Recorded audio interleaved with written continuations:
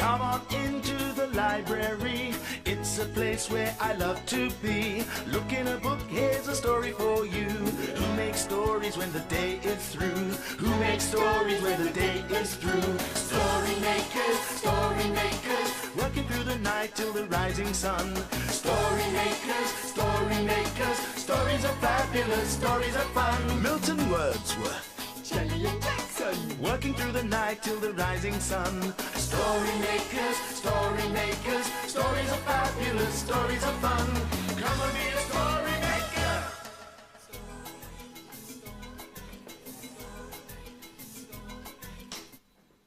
Story makers.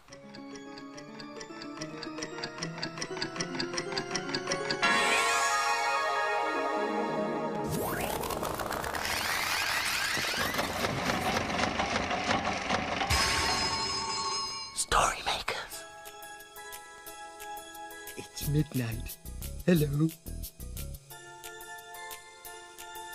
Has everybody gone?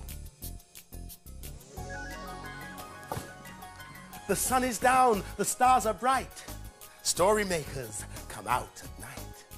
Milton Wordsworth, story maker and magical maestro, at your service. Hey!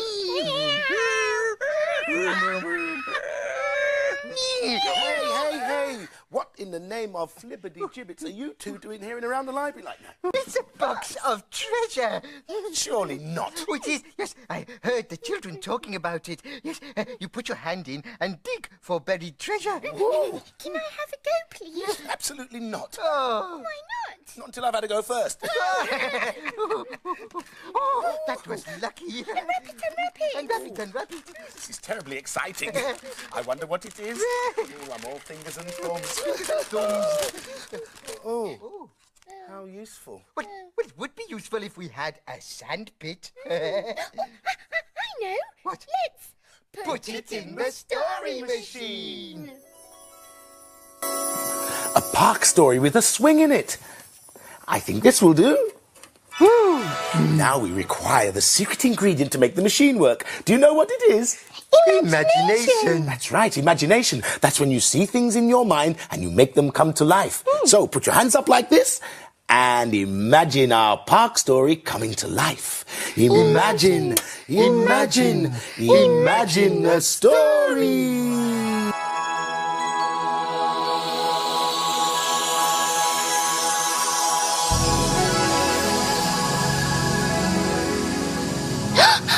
It's going to be a playbook! A playbook! Yes, it is. And it's called Ruby in the Park. Let's go to the park, Mum. Let's go to the park. We can picnic underneath the trees and share our bread with the coots and the geese and the pigeons and the crows who all fly down to say hello. Let's go to the park, Mum. Let's go to the park. There are soaring swings and slides. There's a giddy roundabout too. I'll slide and I'll slide and I'll slide so many times that my belly will feel full of butterflies. Let's go to the park, Mum. Let's go to the park. We can walk amongst the pretty flowers, touch and smell them for many hours. Let's go to the park, Mum. Let's go to the park. When we feel lazy and hot, we can go to the paddling pool to cool off. There amongst the bathing bodies, bright as ice lollies in their swimming cozies, we can splash the rest of the day away. Splish, splash, splish, splash.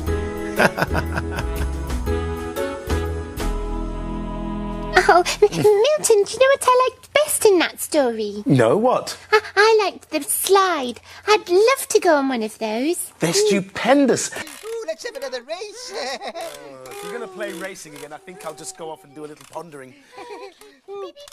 Oh, Jelly, your car's in the way of mine. Now we've got a traffic jam. Oh, I know. We could make a story with one of these cars. And you deserve a treat. What's that? Oh, that's candy floss. You get that at the fair, don't you, Milton? That's right. Oh, I like that big slide. It's very good. Can we put one of the pictures in the story machine? I'm sure the children would like a park story. But we've just had a park story. Well, this can be a different one. But it's a pity we didn't see what it was actually like at the party. Very true, oh pink one. Milton, if it's not actually your birthday, then... And I'll sit here opposite the Queen. Here we are.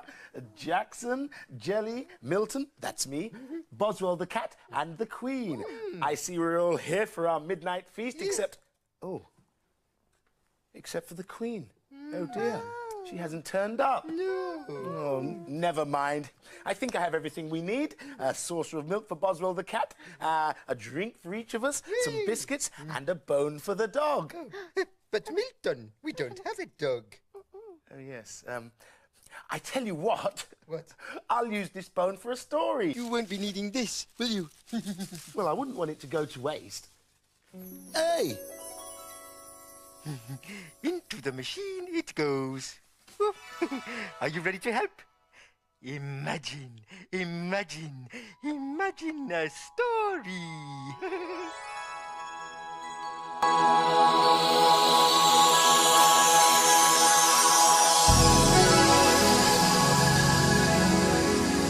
It's a tale from far away, and it's called The Dobby-Waller's Donkey. The Dobby-Waller walked home after a long day washing clothes. He ignored his dog and his donkey who were tied up outside his hut and went inside to eat a huge dinner. He ate until he could eat no more and fell asleep at the table. The dog and the donkey were very hungry. Their tummies hurt because they were so empty. Now they would have nothing to eat until the morning. They fell asleep dreaming about food they would never eat. When all was quiet, apart from the snoring of the greedy Dobby-Waller, a thief crept past the dog and the donkey and slipped into the Dobby-Waller's hut. After he had taken all he could carry, the thief slipped out of the hut again and crept past the dog and the donkey once more. The bag he was carrying was very heavy, so he set it down and rested for a minute. The donkey awoke. Look, a thief is carrying off our master's goods. Bark, dog. Wait, master. The dog, who was half asleep, said, Why should I? He neglects us so badly, he deserves a fright. He should look after us a bit more. How can you let the master down, you ungrateful animal? Huh, said the dog. You think I should be grateful for being neglected? Then I must wake him myself, said the donkey. I had better be quick. The donkey held his head back and brayed very loudly. Eeyaw! Eeyaw! Eeyaw! Eeyaw! The great noise made the thief jump. That silly creature will wake up the whole neighbourhood. Better get out of here. The Dobby-Waller awoke a second later. That stupid donkey, he's ruined my sleep. I'll teach him not to bray in the middle of the night. He was just about to strike the donkey with his stick when he noticed a thief running off into the distance. Off he dashed to try and catch him. On the table in the hut was the Dobby-Waller's half-eaten dinner. The dog and the donkey would not go hungry after all. Oh, the poor dog and the donkey. The master didn't look after them properly, did he? No. This midnight feast is great fun. What a pity the Queen could not be here. I've got an idea. We can use her place name to put in the story machine and make another story. Well, Jelly, my dearest, people usually live in tents on their holidays. It can't be an egg. It's at a bus stop. Well, what is it then? Well, there's only one way to find out. Put it in the story machine. Are you ready with the magic ingredient? Imagination. Imagine a story.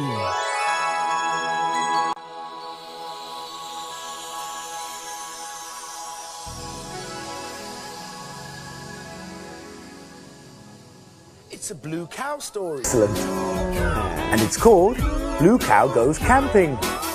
In a field not far away is a herd of cows grazing quietly. One of the cows is most unusual. Blue Cow wonders about the big world beyond her field. One day, Blue Cow was looking at the rain clouds in the sky. I wonder what it would be like to live in a field but not get wet when it rains. She's off again, said the other cows. So Blue Cow caught the bus that stops beside her field. I'd like a return ticket to a field where I won't get wet when it rains, please. There you go, madam. Hold very tight. And they set off for a campsite.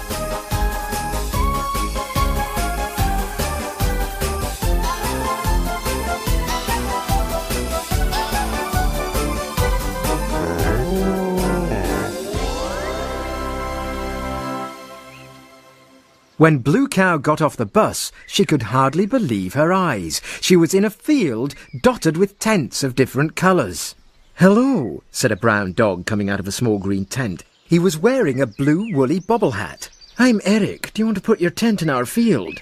I haven't got a tent. I've never been camping before. "Oh, you'll need these then." He gave her a small pink tent, some pegs to tie the tent to the ground, and a pink woolly bobble hat. Thank you, said Blue Cow as she put the bobble hat on. Then they put the tent up next to Eric's. It was quite tricky, but finally they put the last peg in the ground. Oh, what a wonderful pink tent, said Blue Cow, and it matches my bobble hat. I think it's going to rain, said Eric. We'd better get inside our tents. When Blue Cow tried to get into her tent, she realised it was a little small for her. She could either get her bottom in, but then her head would stick out, or her head in, but then her bottom would stick out. Oh dear, said Blue Cow. Looks like I'm going to get wet after all. Help, shouted Eric. My tent is blowing away. Blue Cow jumped up to help. Out popped the tent pegs, but the tent was so small that it stuck to Blue Cow like a pink overcoat. Blue Cow and Eric chased the tent around and around the field as it flapped about like a green kite. Got it, she cried, as she grabbed hold of one of the tent ropes. Hooray, said Eric. Thank you, Blue Cow. Let me help you out of your tent. And Eric pulled the tent as Blue Cow wriggled and wriggled to get herself free. Oh, thank you. It was fun going camping, said Blue Cow. Perhaps I should try a bigger tent next time. You'll never guess where I've been. Where have you been? I've been to a field and stayed in a tent. I went camping. Everyone knows cows can't go camping. But we know they can, don't we? Our tent is better than Blue Cow's, isn't it? Even one big enough to scare a shark away. I'll say. Well, all this music and dancing has made me really tired. I agree wholeheartedly. Oh, it's time for us to hide. Indeed. The dawn is upon us. The morning is nigh. We've made our stories, and we bid you goodbye.